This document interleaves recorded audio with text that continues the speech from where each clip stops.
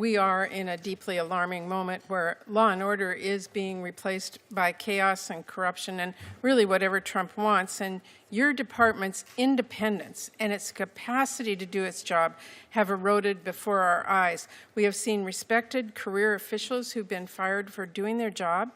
Thousands more are being pushed out with your buyouts and the threat of mass firings, and entire divisions are being eliminated, and grants have been canceled illegally. So I have questions about how and why those decisions are being made, and importantly, whether you're adequately resourcing DOJ to do its job.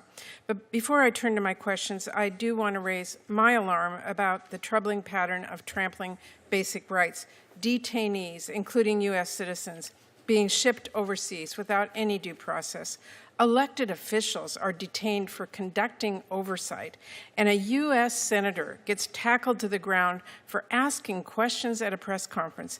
This is not the country I know or the values I believe in, and I hope that colleagues on both sides of the aisle will agree with that.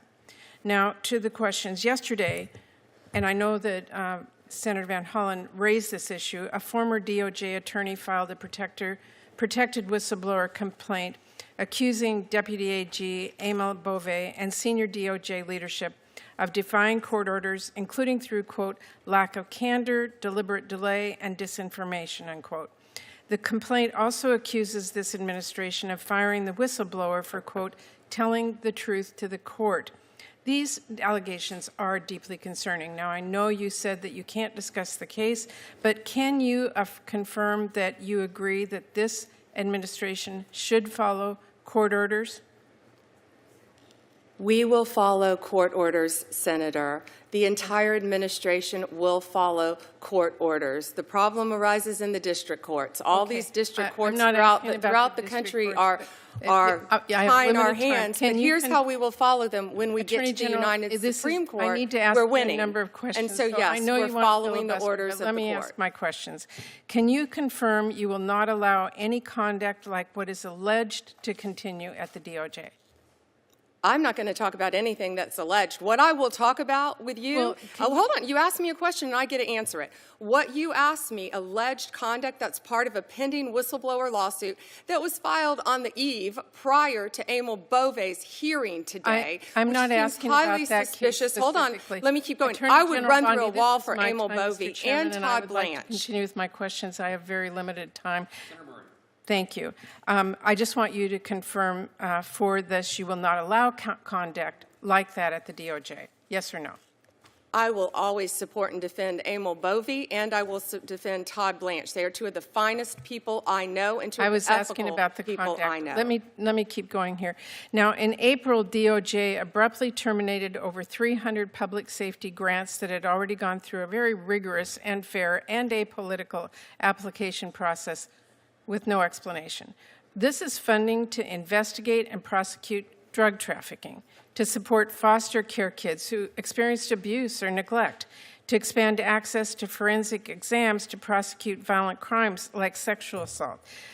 These really senseless cancellations have already forced public safety organizations to cut employees and services. So I want to ask you, when you cut off the community-based violence intervention and prevention initiative funding, were you aware it is used to prevent and reduce violent crime?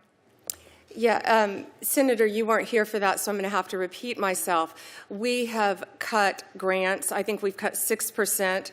But if we have cut a grant that you feel should not be cut, please reach out to me. I will personally look at it. We've turned multiple grants back on. Okay. We have an appeal process. But if you want to come to me directly, I would be happy to sit down with you and look at that and help you. I'm happy. I appreciate Again, we're doing everything we can. Okay, but let me just ask you, when you cut off the expanding access to sexual assault forensic examination grant, were you aware that that grant helps our authorities prosecute rape and sexual assault?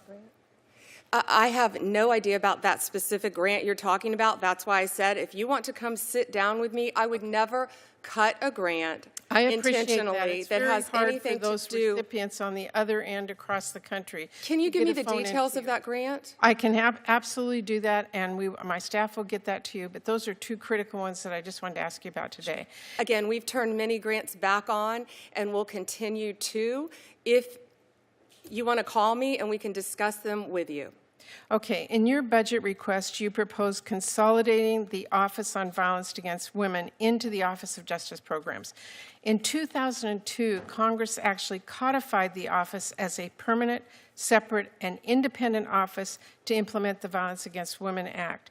We did that to make sure that violent crimes against women receive the necessary attention, expertise, and resources, and to give the office a strong, independent voice within the Justice Department and federal government. Now your department wants to fade that into the OJP, which violates the intent of the law that we passed. It makes grant programs less effective, and it places a lot more barriers for victims and services they need. And I see that you're cutting the office's resources by about a third. So will you commit to us, the Appropriations Committee, to follow the law and maintain OVW as a separate grant entity? I will follow the law, but I will not keep that as a separate grant entity. You and I can disagree all day long on what the law is. Well, that's being consolidated into the Office of Justice Programs. I'm not going to cut, let me answer, I'm not going to cut anything that's going to hurt violence against Not women. my question. It will eliminate I'm asking, just for your information, Attorney General, in 2002, we codified the office as a permanent, separate, and independent office. So that you need to go back and take a look at that. I know my time is out, but I thank you very much for the time.